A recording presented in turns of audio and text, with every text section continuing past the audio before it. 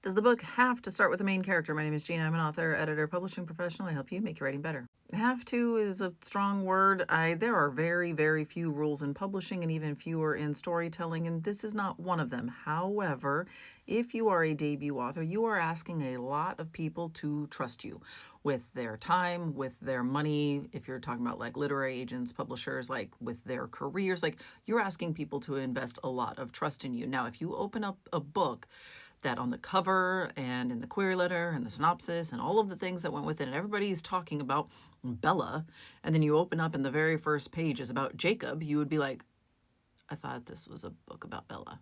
And so that takes an element of trust. Like that takes a even higher element of trust for people to be able to say like, yes, I bought a book about Bella, but the first couple of chapters are about Jacob. I'm going to hang in there and I'm sure everything's going to turn out all right. That takes a lot. The book is going to have to be exceptional. You're giving yourself an additional hurdle to get over with people. Like you're just kind of making things unnecessarily difficult. That does not mean you can't do it.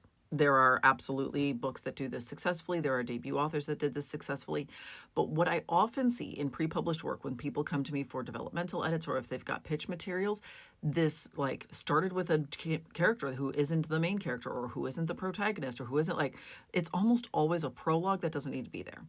The author wrote a prologue to like explain all the stuff that's going to be important later on. Just trust, like, and you don't need to do that. We are coming to the book implicitly with a little bit of trust, and it is much easier to trust you if the book starts in a way that people expect a book to start. And people always push back and be like, Gina, that's so boring. I can't believe you're making everybody make their books sound exactly the same. First of all, I'm not making you do anything. Second of all, I started with by saying there's going to be lots of exceptions to this. And third, like, that does not make the book the same. It is meeting expectations when everything else about you is unknown.